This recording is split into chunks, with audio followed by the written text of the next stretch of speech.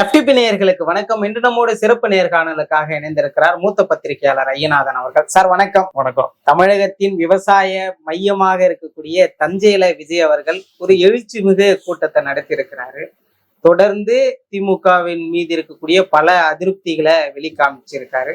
முதலா ஜனநாயகனுக்காக குரல் கொடுத்த முதல்வருக்கு நன்றியே சொல்லி இருக்கிறாரு. எப்படி சார் பாக்குறீங்க? ஜனநாயகனுக்கு முதல்வர் எப்ப குரல் கொடுத்தாரா? அத ட்வீட் ஒண்ணு போட்டாரு இல்ல சார்? எப்ப ஜனநாயகன் படம் சென்சார் தடை அதான் எப்ப கொடுத்தாரு? எவ்வளவு நாள் ஆச்சு? கிட்டத்தட்ட ஒரு மாதம் மேல ஆகுது. ஒரு மாதம் ஆச்சு. அதுக்கு மேல ஆகல. பொங்கல் அப்ப அது கொடுத்தது. இந்த ஆளு 3 மாசத்துக்கு அப்புறம் பேசுறான். இந்த என்ன சொல்றது, அதாவது என்ன அப்படின்னம்னா, தன்னுடைய படத்துக்காக தானே குரல் கொடுக்கல, எல்லாரும் குரல் கொடுத்துட்டாங்க. ஆனா அந்த குரல் கொடுத்தவங்களுக்கு நன்றி கூட சொல்லலையே அப்படின்ற ஒரு விமர்சனம் எழுந்துச்சு. அதை ஒரு 2 மாசத்துக்கு அப்புறம் இன்னைக்கு வந்து பேசுறாரு. விடயம் ரொம்ப சிம்பிள். விஜய் வந்துட்டு அடிக்கடி நான் சொல்லக்கூடிய ஒரே விடயம் தான், அரசியலை உள்வாங்கிட்டு தான் பேச முடியும். இப்ப முன்னாடி நீங்க உட்காந்துட்டு இருக்கிறீங்க ஒரு நெறியாளர் அப்படின்னம்னா, நீங்க எதுவுமே தெரியாதவரா இருந்து என்னை இன்டர்வியூ பண்ண முடியும். நான் வயசானவன் அப்படின்ற ஒரே காரணத்துக்காக உங்களுக்கு பதிலும் சொல்லவும் முடியாது. நம்ம 2 பேரும் அரசியலை உள்வாங்கிக்கிட்டு இருக்கிறதுனாலதான் நம்மளால பேச முடியுது. இதை நிறைய பேர் பார்க்கவும் செய்யறாங்க. அப்போ இந்த ஒரு விடயத்தை மட்டும் விஜய் புரிஞ்சுக்கணும். எதையுமே உள்வாங்கிக்காத அவர் செய்தார். இப்ப விஜய் பேசாது இருக்கிறது, ஜனநாயகனுக்காக பேசாது இருக்கிறத நான் ஏத்துக்கிறேன். ஏன்னா விஜய் பேச இன்னும் சொதப்பலா போயிடும். 2வது விஜய்க்கு தெரியும் யார் எங்கிருந்து அதை முடக்கிறாங்கன்றது தெரியும். அதையே நம்ம பேசி கீசி இன்னும் உக்கரப்படுத்துவானே அப்படின்ட்டு. 2வது ப்ரொடக்ஷனுக்கு அப்படி சொல்லிருக்கலாம், நீ மட்டும் வாயை திறக்காத, நாங்க சட்ட ரீதியா பாத்துக்கிறோம்னு சொல்லிருக்கலாம். அதை பத்தி நான் ஒண்ணும் பண்ணல. ஆனா இந்த மாதிரி குரல் கொடுத்தவங்களுக்கு வந்துட்டு நீ வந்துட்டு ஒரு அப்ரிஷியேட் பண்ணணும். இதுக்கு நீ அப்ரிஷியேட் பண்றல, ஒரு ட்வீட் போட்டதுக்கு அப்ரிஷியேட் பண்றல. 41 பேர் கரூர்ல இறந்தாங்கல்ல, இறந்த போது அன்றைக்கு நீங்க போயிட்டீங்க, அந்த இடத்த விட்டே ஓடிட்டீங்க. அந்த இடத்துல நேரம் 2:30 மணிக்கு வந்து அங்க நிக்கிறாரு, நின்று அவங்களுக்கு எல்லாம் ஆறுதல் சொன்னாரு. அது மட்டும் இல்லாத நீங்க சொல்றதுக்கு முன்னாடி 10 லட்சம் ரூபாய் அவங்களுக்கு கொடுத்தாரு. அவங்களுக்கு நன்றி சொல்லணுமா, நீங்க அவரை வந்துட்டு அவதூறா பேசணுமா? ஸ்டாலின் தான் பழியே போட்டாருன்னு கடந்த கூட்டத்துல கூட அவர் வந்து வெளிப்படையா பேசினார். சரி, எப்படி பழிய போட்டாரு? இந்த கூட்டத்தை நடத்துனது யாரு? விஜய். ஆர்கனைஸ் பண்ணது யாரு? இத்தனை மணிக்கு அவர் வருவாருன்னு சொன்னது யாரு? அந்த இடத்துல பஸ் எடுத்துட்டு போயிட்டு அவளை கும்பல சொருவுன்னு சொன்னது யாரு? பழிய தூக்கி உன் மேல போட்டீங்க. அப்ப ஏன் வந்துட்டு சிபிஐ திமுக விசாரிக்காத, ஸ்டாலினை விசாரிக்காத, உன்னையும் கூட்டு 3 நாள் விசாரிச்சான் சிபிஐ டெல்லியில. அதுதான் நான் சொல்ல வரேன். சென்சரஸ் ஸ்பீச் அவர் கொடுக்கறதெல்லாம் சென்சரஸ் ஸ்பீச். இன்னைக்கு வந்துட்டு நீங்க சொன்ன மாதிரி தஞ்சாவூர் விவசாயத்தினுடைய மைய பூமி அப்படிலாம் நம்ம ஒத்துக்க தயாரா இல்லை. ஏன்னா எல்லா இடத்துலயுமே வந்துட்டு உற்பத்தி நல்லா நடக்குது, நிறைய நடக்குதுன்னு கேட்டா தஞ்சாவூர்ல தான் ரொம்ப தகராறா நடக்குது. இங்க விட என்ன அப்படின்னம்னா, விவசாயிகளுக்காக நீங்க இன்னைக்கு குரல் கொடுத்த உடனே ஒரு பச்சை துண்டு போட்டு குரல் கொடுத்துட்ட உடனே அந்த மக்கள் ஏமாந்துட மாட்டாங்க. 2020ஆம் ஆண்டு 3 சட்டங்களை வந்துட்டு இந்த மோடி அரசு வந்துட்டு கொண்டு வந்துச்சு. விவசாயத்தை வந்துட்டு கான்ட்ராக்ட் ஃபார்மிங், விவசாய நெல் கொள்முதல் விலையை வந்துட்டு சந்தை நிர்ணயிக்கிட்டோம், நாங்க நிர்ணயிக்க போறது இல்லை. அப்புறம் அடுத்து ஸ்டாக் பைலிங், வாங்கி வச்சு விற்கிறது. 3 சட்டமுமே விரோதமானது அப்படின்னு சொல்லிட்டு இந்திய அளவுல ஒரு போராட்டம் 1.25 வருஷம் நடந்துச்சு. அதை பற்றி கருத்து சொல்லாதவர்களே இல்லை. விஜய் 22ல ஆரம்பிக்கிறாரு. அப்ப வரைக்கும் அது நடந்துகிட்டு தான் இருக்குது, இன்னைக்கு நடந்துகிட்டு தான் இருக்குது. நடுவுல எங்கேயாவது ஒரு நாள் அதை பத்தி கருத்து சொல்லியிருக்காரா? எப்பொழுதுமே நீங்க பாத்தீங்க அப்படின்னம்னா, ஒரு விடயத்துல ஒருத்தருக்கு அக்கறை இருக்கிறது நீங்க எப்படி தெரிஞ்சுக்குவீங்க அப்படின்னம்னா, அவங்களுடைய நீண்ட நாள் தொடர்பு அல்லது அக்கறை, அதான் ரொம்ப முக்கியம். ஆனா விஜய்க்கு அப்படி ஒரு அக்கறை இருந்துருந்துச்சு அப்படின்னம்னா, இன்னைக்கு தஞ்சாவூர்ல வந்துட்டு அது பேச மாட்டாரு. விவசாயிகள் வந்துட்டு வேலூர், ஆற்காடு இந்த மாதிரி இடங்கள்ல விவசாயிகள் இல்லாமல் இல்லை. இவர் போன எல்லா இடத்துலயுமே இருந்தாங்க. நாகை விவசாயி இல்லையா? அதுவும் காவிரி படுகை தான். ஆனா விஜய்க்கு அதெல்லாம் தெரியாது. காவிரி படுகைன்னு என்னன்னா தெரியாது. நான் டெல்டாக்காரன் அன்னது, நான் வந்துட்டு டால்டா ஊத்த மாட்டேன் காதுல. இதெல்லாம் வந்துட்டு என்னன்னா ரொம்ப சாதாரணமா உட்காந்து எழுதலாம். வசனகர்த்தா இருந்தான்னா எழுதி கொடுப்பான், எழுதிடலாம். ஓகே, புரிஞ்சுக்கிட்டு பேசுறீங்க அப்படின்னம்னா, குறைந்தபட்ச ஆதார விலையை வந்துட்டு மறுத்த எந்த மோடி அரசுக்கு எதிராக நீங்க இந்த இடத்துல பேசியிருக்கணும். விவசாயிகளுடைய பிரச்சனை முதல்ல அதுதான், குறைந்தபட்ச ஆதார விலை தான். இன்னைக்கு தக்காளிக்கு வந்துட்டு நல்ல விலை இல்லைன்னு சொல்லிட்டு குப்பையில கூட்டிட்டு போனாங்க. முந்தா நாள் தான் டிவி பாக்குறவனுக்கே அந்த விஷயம் தெரியணும். விஜய் இதெல்லாம் பார்த்தாரா எனக்கு தெரியல. இதுக்கு முன்னாடி என்ன ஆச்சு? தக்காளி, அதுக்கு முன்னாடி இன்னொரு பொருள் அப்படியே நிலத்திலேயே வச்சு உழுதுட்டு போயிட்டாங்க. மலர்களை உழுதுட்டு போனாங்க. எவ்வளவோ விஷயம், வெங்காயத்தை அந்த மாதிரி தூக்கி போட்டு குப்பையில கொடுத்தாங்க. அப்பெல்லாம் நீங்க எங்க போடுறீங்க? ஏன் அதெல்லாம் உங்களுடைய கண்ணில் படல? என்னைக்கோ தினத்தந்தியில வந்த ஒரு கட்டுரை உங்களுக்கு நினப்புல இருக்கு. நீங்க சொல்றீங்க என்ன மணல் கொள்ளை இதெல்லாம் நடக்குது, நிலத்தடி நீர்மட்டம் வந்துட்டு குறைஞ்சு போச்சு அப்படின்றத நீங்க சொல்றீங்க. நிலத்தடி நீர்மட்டம் வந்துட்டு குறைஞ்சது. ஆனா எப்படி டெல்டால வந்துட்டு இதுவரை வரலாற்றில் இல்லாத அளவுக்கு 16 லட்சம் டன் நெல் கொள்முதல் எப்படி நடந்துச்சு? 16 லட்சம் டன் நெல் கொள்முதல் நடந்துச்சு. தெரியுமா விஜய்க்கு அது என்னன்ட்டு? விவசாயிக்கு தெரிஞ்ச விடயமே உங்களுக்கு தெரியல. விவசாயி எதிர்பார்க்கிற விட என்னன்னு உங்களுக்கு புரியல. விவசாயி போராடின விஷயத்துக்கு நீங்க குரலும் கொடுக்கல, அதை பத்தி பேசல. அப்போ நீங்க கூட்டி இருக்கிறதெல்லாம் உங்களுடைய ரசிகர் பண்றோம். அவங்க எல்லாம் வந்தாங்க, நிறைய பேர் போனாங்க, ரைட்டு, அவங்களோட பேசுறேன். என்ன தெரிய போகுது அவங்களுக்கு? அவங்கள நினைச்சுக்கிட்டு நீங்க பேசுறீங்க, விவசாயிகள் கிட்ட பேசுறதா? இந்த செய்தி ஒரு விவசாயிக்கு டிவி வழியா போகும். வீட்டுல இருந்தான்னா கேட்பான், என்ன நினைப்பான், எப்படா அவர் முளைச்சு வந்தாருன்னு கேட்பான். நான் தான் முதல்ல பரந்தூருக்கு போனேன் அப்படின்றீங்க. பரந்தூருக்கு போனீங்க, நாங்க தான் முதல்ல போனது. நாங்க போன 4 நாள்ல பர்மிஷன் வாங்கி 20ஆம் தேதி நீங்க வந்தீங்க, பாராட்டுறேன். அங்க வந்துட்டு பேசுறீங்க. யாரை எதிர்த்து பேசுறீங்க? மாநில அரசை நோக்கி. விமான நிலையம் யாருடைய ப்ராஜெக்ட்? ஒன்றிய அரசுடைய ப்ராஜெக்ட். அதுல ஒரு வார்த்தை சொன்னீங்களா ஒன்றிய அரசை பத்தி? இல்ல. ரிக்வஸ்ட் கூட வச்சிருக்கலாம், கோரிக்கை வச்சிருக்கலாம், இங்க இல்லாத வேற ஒரு இடத்துல பாருங்க அப்படின்ட்டு. அது மட்டும் இல்ல. அதுக்கப்புறம் அவர் பரந்தூரை நினைச்சு பார்த்தாரா? அதுக்கப்புறம் பரந்தூர்ல போயிட்டு நிலம் ஆர்ஜிதம், நிலத்தை இது பண்ற அந்த ஆர்ஜிதம் பண்ணக்கூடிய அந்த முயற்சி நடந்துகிட்டு 1000 ஏக்கரா 2000 ஏக்கராக்கு மேல வாங்கிட்டாங்க. தெரியுமா விஜய்க்கு? நீ அவங்களோட நிக்கிறேன்னு சொல்லிட்டு வந்திய, மறுபடியும் போய் நின்னியா? மறுபடியும் ஒரு அறிக்கையை கொடுத்தியா? அது நடந்தது போன ஆண்டு பொங்கல் 20 பொங்கல் முடிஞ்சு 20ஆம் தேதி. இந்த ஆண்டு இன்னைக்கு 1.25 வருஷம் ஆகி போச்சு. ஏன் மறந்தீங்க? அரசு எந்திரம் செயல்பட்டுக்கிட்டே இருக்கும். நீங்க போயிட்டு உள்ள உட்காந்துட்டீங்க அப்படின்னோம்னா உடனே அது செயல்படாத இருந்துராது. முதல்ல புரிஞ்சுக்கணும். இப்படிதான் ஏராளமான விடயங்கள். ஊழல் ஊழல் ஊழல்னு சொல்றீங்க. ஊழல் இல்லைன்னு சொல்ல முடியுமான்னு நீங்க கேக்குறீங்க ஆட்சியாளர்கிட்ட. நல்ல கேள்வி. கருப்பு பணம் வாங்கினதே இல்லை நானு அப்படின்னு சொன்னீங்க அப்படின்னா ரொம்ப நல்லா இருக்கும். வாங்கினது வெள்ளையில வாங்கின பணத்தையே நீங்க கணக்குல காட்டாத ஆளு, அதுல கேஷ்ல வாங்கி இருக்கிறீங்க நீங்க, ரைட்டுங்களா? 5 கோடிக்கு மேல கேஷ்ல வாங்குறீங்க. இது எப்படி எந்த இதுல சட்டத்துல அது செல்லும்? என்ன அப்படின்னோம்னா இந்திய ஒன்றிய அரசோ அல்லது மாநில அரசோ உங்களை எதுக்காகவும் தூக்கி உள்ள வைக்கல. ஏன்னா எல்லாம் எக்கனாமிக் அஃபென்சஸா போயிடுது. அதுல வந்துட்டு அரெஸ்ட் பண்றோன்றது கட்டாயம் கிடையாது. அதனால அப்படி விட்டுட்டாங்க. ஒண்ணு கரூர், அதுக்குதான் நீங்க பேசாத இருக்கிறீங்க. நான் என்ன கேட்கறேன்னா, எதையாவது ஒண்ணு நீங்க செய்யணும் அப்படின்னோம்னா அதை நீங்க வீட்டுல உங்களுடைய குடும்பத்துல உங்களுடைய தனி வாழ்க்கையில செஞ்சிருக்கிறீங்களான்றத முதல்ல பாருங்க. என்னை சுத்தி சதி நடக்கிறது, நம்மள அடையாத அளவு சதி நடக்கிறது. நீங்க இங்கதான் பஸ்ல நின்று பேசுறீங்க, அந்த ஸ்கிரிப்ட் வருது வெளியில. எப்படி வருது? நீங்க 10 ட்ரோனை பறக்க விட்டீங்கன்னா 11வது ட்ரோனை எதிரி பறக்க விடுவான்ல. அப்ப அதுலதானே இருக்குது. ஏன் நடிக்கணும்? நீங்க சினிமால நடிச்சீங்க, அதெல்லாம் தூக்கி மாட்டிட்டான்றீங்க, தூக்கி போட்டுதான் வந்தேன்றீங்க. வெல்கம். நான் எல்லாம் கூட அப்ரிஷியேட் பண்ணி தான் உங்களை பாராட்டினேன். ஆனா இன்னமும் நடிக்கிறது எப்படி அது சரியா வரும்? ஒரு மீட்டிங்க்கு அப்புறம் இன்னொரு மீட்டிங்க்கு 10 நாளைக்கு அப்புறம் வரீங்க. இந்த 10 நாள்ல நீங்க எதையாவது அரசியலை புரிஞ்சுக்கிட்டதுக்கான அத்தாட்சி ஏதாவது இருக்கா? ஓகே. அப்போ நீங்க வந்துட்டு இந்த மக்களுக்கு தெரிஞ்ச விடயங்களை கூட நீங்க பேசுறது இல்லை. ஆனா என்ன சொல்றீங்க? மாநில அரசை பார்த்து நீ ஏமாத்துற அப்படின்ட்டு. அப்படியே இறங்கி போயிட்டு மக்கள் கிட்ட போங்க.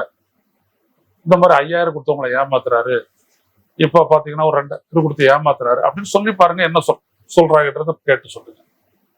அவங்க இலவச விடியல் பயணம் சொல்றாங்களே, அது ஏமாத்துதெல்லாம் என்னன்ட்டு அந்த பெண்கள் கிட்ட போயிட்டு கேட்டு பாருங்க.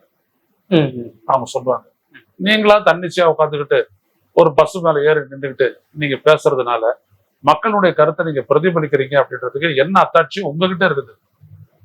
உங்களுக்கு இருக்க நல்ல முதல்ல இது நம்ம பேசுறது வந்துட்டு மக்களுடைய உணர்வை தான் நம்ம பேசுறோன்ற எண்ணம் வேணும்ல உங்களுக்கு.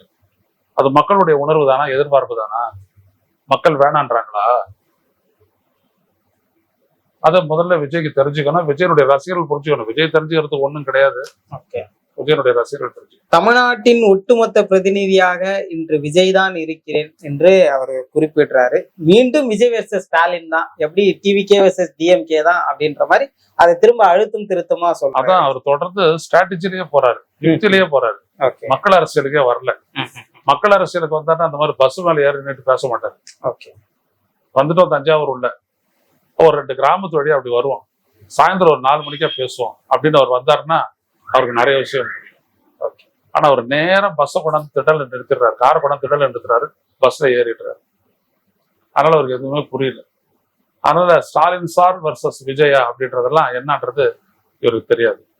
ஆனா அவர் வந்துட்டு ஒரு யுக்தி, அது நானும் இவங்களும் தான் மத்தவங்க யாரும் கிடையாது, நானும் ஸ்டாலின் தான் மத்தவங்க யாரும் கிடையாது அப்படின்னு சொல்றது வந்து யுக்தி, அவ்வளவுதான். அதே மாதிரி முஸ்லீமை பத்தி பேசுறது எல்லாமே ஒரு யுக்தி, ஸ்ட்ராட்டஜி.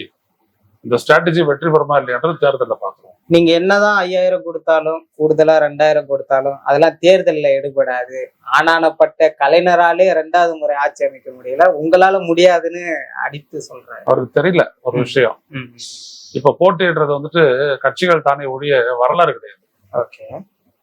இவர் ஜெயிச்சதே இல்லையே, அப்ப இந்த முறை ஓட்டு போட வேணாம் அப்படின்னு சொல்லிட்டு யாராவது போடாது இருப்பாங்களா? இப்ப நான் இருக்கேன், என் குடும்பம் எல்லாம் இருக்கு, எல்லாரும் இருக்காங்க, நாங்க எல்லாத்தையும் ஓட்டு போட மாட்டோமா? போன முறை போட்டோம், வேணா வேணா இந்த முறை நம்ம தூக்கி விஜய்க்கு போடும் அப்படின்னு நினைப்பாங்களா? இப்படி யாராவது நினைப்பாங்களா? ஒவ்வொரு தேர்தலும் சில பிரச்சனைகளின் அடிப்படையில தான் நடக்குது. அந்த பிரச்சனைகளை மட்டும் நீங்க பேசிட்டு போங்க. இது வரலாறுன்னு அப்படி கிடையாது. நான் 77 இதெல்லாம் சொல்லிட்டு இருக்காதீங்க. 49 இதெல்லாம் இப்ப கிடையாது. 49 சொல்றதுக்கு நீங்க அண்ணாவும் கிடையாது, 77 பத்தி பேசுறதுக்கு நீங்க எம்ஜிஆரும் கிடையாது. நீங்க விஜய் திடீர்னு உள்ள வந்திருக்கிறீங்க, 10 நாளைக்கு 15 நாளைக்கு 20 நாளைக்கு ஒரு முறை வந்து பேசுறீங்க. உங்களை மக்கள் எப்படி ஒரு மதிப்பீடு செஞ்சு வச்சிருக்காங்கன்றதே உங்களுக்கு தெரியாது. நீங்களா தன்னிச்சையா ஒரு ஸ்கிரிப்டை வச்சுக்கிட்டு நீங்க பேசுறீங்க, அவ்வளவுதானே ஒழிய வேற எதுவுமே இல்லை. இன்னைக்கு பாத்தீங்கன்னா முதல் பிட்டு விவசாயி பிட்டு பாத்தீங்கல்ல, ஆரம்பத்துல பேசிட்டோடனே போறாரு, அந்த பேடு கிட்ட போறாரு. விஜய் வாழ்க்கையே உணர்ந்து வாழணும், அப்பதான் உங்களுக்கு தெரியும் விவசாயம் என்ன விவசாயம் என்ன அப்படின்றது. இந்த அரசு விவசாயிகளுக்காக பட்ஜெட் போட்டுச்சு. இப்ப சமீபத்துலதான் 5 ஆண்டு காலத்துல நாங்க விவசாயிகளுக்கு என்னென்ன பண்ணிருக்கோன்றத அவங்க சொல்லியிருக்காங்க. அதை எந்த விவசாய சங்கமும் எதிர்க்கல. நீங்க என்ன பண்ணிருக்கணும், நீங்க தமிழக வெற்றி கழகன்ற ஒரு கட்சி, இதுல எத்தனையோ பேர் இருக்கிறாங்க உங்களுடைய கட்சியில. இந்த விவசாயம் அந்த பூமியில இருந்துட்டும் இருக்காங்க செயலாளர்கள்லாம், அவங்களெல்லாம் வச்சு அந்த விவசாயிகள் பட்ஜெட் தமிழகம் போட்டது எவ்வளவு போதுமானது அல்ல அப்படின்னு சொல்லிட்டு நீங்க ஒரு அறிக்கையை கொடுத்துட்டு நீங்க பேசுறீங்கன்னா விவசாயி மதிப்பான். அன்னைக்கெல்லாம் நீங்க படுத்து தூங்கிட்டீங்க, உங்களுக்கும் உங்க கட்சிக்கும் தொடர்பே கிடையாது. இந்த மாதிரி வெளில வரும்போது தான் உங்களுக்கும் உங்க கட்சிக்கும் தொடர்பு. அப்ப நீங்க பேசுறது எப்படி அவங்க எடுத்துக்குவாங்க? பட்ஜெட் போட்டு எவ்வளவு விடயங்களை நிறைவேற்றினவன அவங்க யோசிச்சு பார்ப்பாங்களா? திடீர்னு வந்துட்டு நீங்க விவசாயிக்கு உங்க எதுவுமே செல்ல அப்படின்னு சொல்லிட்டு வார்த்தையை மட்டும் விடக்கூடிய உங்களை எடுத்துக்குவாங்களா? இதே திமுக தான் இரட்டை வேடம் போடுகிறது, விவசாயிகள் மீது குண்டர் சட்டம் போட்டதும் இதே திமுக தான் அப்படின்னு சுட்டி காமிச்சிட்டு அது ஒரு இடத்துல நடந்தது, திருவண்ணாமலையில நடந்தது. ஆமா, போலீஸ் போட்டது, வித்ட்ரா பண்ணிட்டாங்க. ரைட்டுங்களா? நீங்க எம்ஜிஆர்ன்றீங்களே, அவர் விவசாயிகளுக்கு மேல துப்பாக்கி சூடு நடத்துறது தெரியுமா உங்களுக்கு? மின்சாரம் கேட்டதுக்கு 1 ரூபாய்க்கு 1 யூனிட் மின்சாரம்னு கேட்டதுக்கு துப்பாக்கியால சுட்டு 13-15 பேரை கொண்டது தெரியுமா உங்களுக்கு? விஜய்க்கு தெரியுமான்னு கேக்குறேன். தெரியாது. ஏன்னா விஜய்க்கு வரலாற்று அறிவு கிடையாது. புரியுதுங்களா? அதே மாதிரி மீனவர் நண்பன் என்னன்னோ படமெல்லாம் வந்துச்சு, படகோட்டி எல்லாமே வந்துச்சு. சென்னையில வந்துட்டு மெரினால இருந்துட்டு மீனவர்கள் எல்லாம் வந்துட்டு அகற்றணும்னு சொல்லி அரசு ஒரு முயற்சி எடுத்த போது எம்ஜிஆர் அரசுல அவங்க போராட்டம் நடத்துறாங்க. அப்போ ஒரு துப்பாக்கி சூடு நடந்து ஒரு 7 மீனவர்கள் செத்து போட தெரியுமா விஜய்க்கு? அதனால சினிமால பாக்குறவன் எல்லாம் வேற, யதார்த்தத்துல இருக்கிறவன் எல்லாம் வேற. இதெல்லாம் புரிஞ்சுக்கிட்டீங்கன்னா உங்களுக்கு தெரியும். ஒரு விடயம் இப்போ இதே மாதிரி ஸ்டாலின் வந்துட்டு மீத்தேன் திட்டத்தை கூட ஆதரிச்சாரு. பின்னாடி வந்து அதை நான் நடைமுறைப்படுத்துறது தப்புன்னு சொல்லி மன்னிப்பு கேட்டாரு. அது உங்களுக்கு தெரியுமா?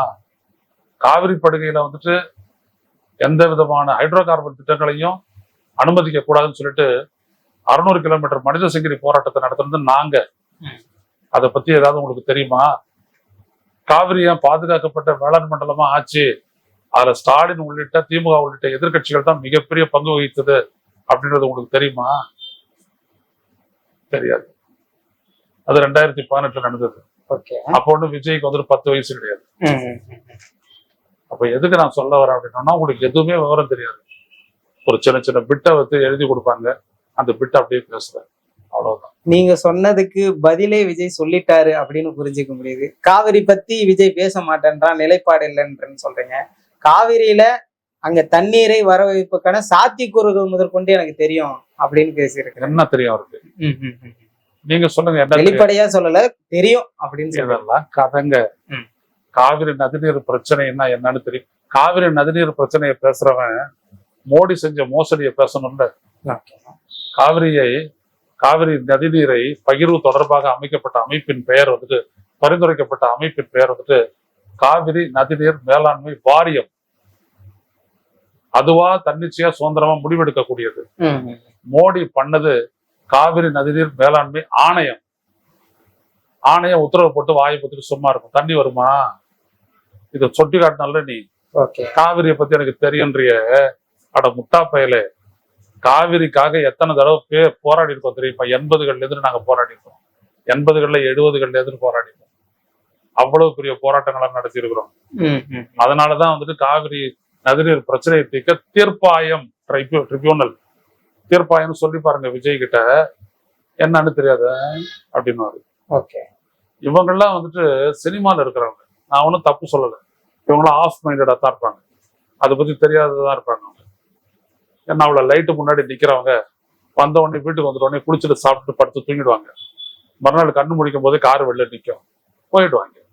சம்பளமும் அதிகம், வேலையும் அதிகம். அதனால இவங்களுக்கு எதுவுமே தெரிஞ்சிருக்க வாய்ப்பு இல்லை. ஆனா கூட ஒரு 6-7 முட்டா பசங்க இருக்கிறாங்கல்ல, இவங்களுக்கு எல்லாம் எதுவும் தெரியாதா? சொல்ல வேண்டியதான. காவிரி நதிநீர் பிரச்சனையில இன்னைக்கு இருக்கிற பிரச்சனை என்ன? இப்ப கூட ஒரு வாரத்துக்கு முன்னாடி காவிரி நதிநீர் மேலாண்மை ஆணையம் போடுச்சு. அது என்ன உத்தரவு போட்டுச்சுன்னு தெரியுமா விஜய்க்கு? எவ்வளவு டிஎம்சி தண்ணீர் திறந்து விட சொன்னாங்கன்னு தெரியுமா உனக்கு? டிஎம்சின்னா என்னன்னு தெரியுமா? அது எவ்வளவு அளவுன்னு தெரியுமா? அது எவ்வளவு, ஒரு நாளைக்கு எவ்வளவு அளவு திறந்து விட்டா அது ஒரு டிஎம்சி தண்ணி ஆகுன்றது தெரியுமா? மேட்டூர்ல இருக்கக்கூடிய நீர் இருப்பு எவ்வளவு தெரியுமா? எதுவும் தெரியாது. ஆனா விவசாயி எவ்வளவு தெரிஞ்சவன் நீ சொல்றதை கேட்டுக்கிட்டு உனக்கு ஓட்டு போடுவான்னு நீ நினைக்கிற. இது என்ன விதமான அறியாமை? ஏதாவது ஒரு பிரச்சனை எடுத்துக்க, ஆழமா அதை பத்தி தெரிஞ்சுக்க. இருக்கிறாங்க, நிறைய பேர் இருக்கிறாங்க, பேசுவாங்க. ஈவன் நாஞ்சில் சம்பத்து போன்ற ஆட்களை கூப்பிட்டீங்கன்னா கூட அவங்க சில விடயங்கள்லாம் கொண்டாந்து சொல்லுவாங்க. சீமானியம் பேசுறாருன்னா சீமான் அவ்வளோத்தையும் படிச்சு தெரிஞ்சுக்கிட்டவர். எனவே அவர் பேசுறாரு. நீங்க எதையுமே பண்றது இல்லை. There is no home work at all. அது ஸ்கூல் பையனா இருந்த போது கூட விஜய் செஞ்சாருன்றது தெரியல. எதுவுமே பண்ணாத மக்கள் முன்னாடி வந்து பேசும்போது ஒரு ரசிகர் எல்லாத்துக்குமே கத்துவான். ஸ்டாலின் சார் அப்படின்னு ஒவ்வொன்னு கத்துவான். ஸ்டாலின் அங்கிள் அப்படின்னா ஒவ்வொன்னு கத்துவான். திடீர்னு யார் பேரை நீங்க சொன்னீங்கன்னாலும் ஒவ்வொன்னு கத்துவான். அது தப்பாது, தப்புன்னு கத்துறானா ஆமோதிச்சு கத்துறானா எதுவும் தெரியாது. ஆனா நீங்க மக்கள் கிட்ட பேசும்போது மக்களுக்கு விவரம் தெரியும். அதை முதல்ல புரிஞ்சுக்கங்க.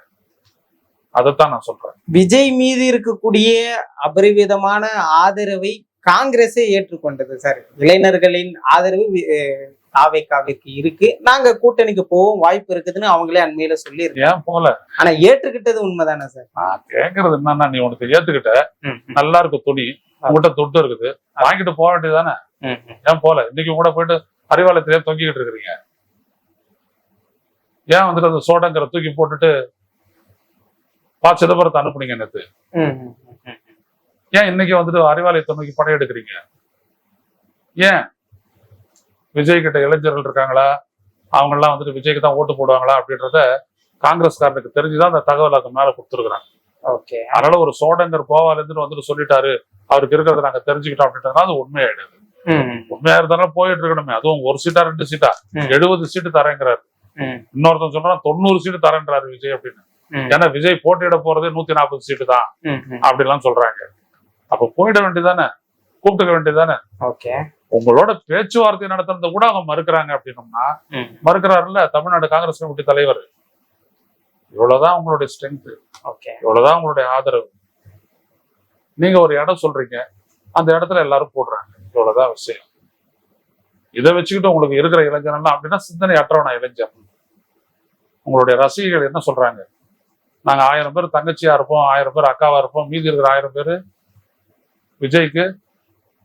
இதெல்லாம் வந்துட்டு தமிழ் பெண்கள் பேசுற பேச்சா அது? சோ இப்படிதான் இருக்கிறாங்க தமிழ்நாடு அப்படி சொல்லிடுவீங்களா நீங்க? உங்க வீட்லயும் தங்கச்சி அக்காலாம் இருக்காங்க, என் வீட்லயும் இருக்கிறாங்க, அப்படி சொல்லுவாங்களா அவங்களும் அப்படிதான் நினைப்பாங்களா?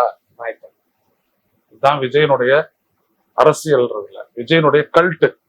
இதத்தான் ஆரம்பத்துல இருந்து ஜான் ஆரோக்கியராஜ் பண்றாரு. விஜய் ஒரு கல்ட்டு, விஜய் ஒரு கல்ட்டு, விஜய் சொன்னா எதையும் செய்வாங்க, விஜய் சொன்னா எதையும் செய்வாங்கன்றது இப்போ நீங்களும் நானும் பழகுறோம், ரொம்ப டீப்பா பழகுறோம். ஏன்னா நீங்க வந்துட்டு ஒரு சித்தப்பன் அப்படின்ற மாதிரி நீங்க நினைச்சு பழகுறீங்க, சரிதானே? நான் வந்துட்டு உங்களை பார்த்து இன்னொருத்தர்கிட்ட சொல்றேன், நான் சொன்னா அவன் ஊஞ்சி செத்துருவான் தெரியுமா அப்படின்னு சொல்றேன். அது உங்களை வந்துட்டு உயர்த்துவதா தாழ்த்துவதா? நிச்சயமா தாழ்த்து. இதைத்தான் ஜான் ஆரோக்கியசாமி செய்யறாரு. என்கிட்ட பேசுனதே நான் சொல்ல வரேன். எதுக்கு நான் சொல்ல வரேன் அப்படின்னா, ஒரு மனிதன் எனக்கு விசுவாசமா இருக்கிறான் அப்படின்னு சொல்றதே தப்பு. நாய் கூட வாலாட்டும், ஆனா அது விசுவாசமா 100% இருக்கும்னு சொல்ல முடியாது. 4 நாள் நீ சோற மறுத்து பாரு, 5வது நாள் குரல் விலை இருக்காது உனக்கு. படைப்புல எல்லாத்துக்கும் ஒரு நியதி இருக்கு. அந்த நியதியை புரிஞ்சுக்கிட்டதுனாலதான் நாங்க உட்கார்ந்துக்கிட்டு நாட்டுக்காக உழைக்கிறோம், புரியுதுங்களா? 600 கிலோமீட்டர் மனித சங்கிலி இந்தியாவில இருக்கக்கூடிய இந்திய ஒன்றிய அரசு அதிர்ந்துச்சு. இன்னைக்கு தமிழக அரசு கேட்ட நிதியை நான் கல்வியை தரமாட்டேன்றாரு. அந்த அவர் தான் இப்ப கல்வி அமைச்சராக இருக்கிறதா, அப்ப அன்னைக்கு விவசாயத்துறை வேளாண் அமைச்சராக இருந்தார். அவர் சொன்னார், இதற்கு மேல தமிழ்நாட்டு மக்களினுடைய விருப்பங்களுக்கு எதிராக எதையும் செய்ய மாட்டோம்னாரு. யாரால்? 600 கிலோமீட்டர் மனித சங்கிலி போராட்டத்தால். அதெல்லாம் விஜய் எங்க நீங்க இருந்தீங்க? உங்களுக்காக இன்னைக்கு தமிழ்நாடு காத்துக்கிட்டு இருந்ததா? அன்னைக்கு சீமான் வரல காத்துக்கிட்டு இருந்ததா? அன்னைக்கு ஐயா ராமதாஸ் வரல காத்துக்கிட்டு இருந்ததா? விவசாயிகளும் மீனவர்களும் தொழிலாளர்களும் எதிர்கட்சிகளும் சேர்ந்து நடத்திய போராட்டம். 6 லட்சம் பேர் 600 கிலோமீட்டர்ல நின்னோம். மரக்காணம் டு ராமேஸ்வரம் அவ்வளவு பெரிய போராட்டத்தை நடத்தணும். இன்னைக்கு காவிரி பாதுகாக்கப்பட்ட வேளாண் மண்டலம், அதனாலதான் 16 லட்சம் டன்னு நெல் கொள்முதல். விஜய் அவர்களே, இவ்வளவு பிரச்சனை இருக்கு. ஒருவேளை ஐயநாதன் உங்க கூட இருந்தான்னா இந்த இதை விட நீங்க நல்லா உணர்ந்து விழுதுனா பேசிருப்பீங்க, நல்ல அரசியல்வாதியா கூட ஆயிருப்பீங்க. ஏதோ உங்களுடைய புத்தி அப்படி, இல்ல விதி அப்படின்னு நினைச்சுக்கங்க, அவ்வளவுதான். நிச்சயமா சார், பல்வேறு விஷயங்கள் பேசணும், தொடர்ந்து பேசணும்.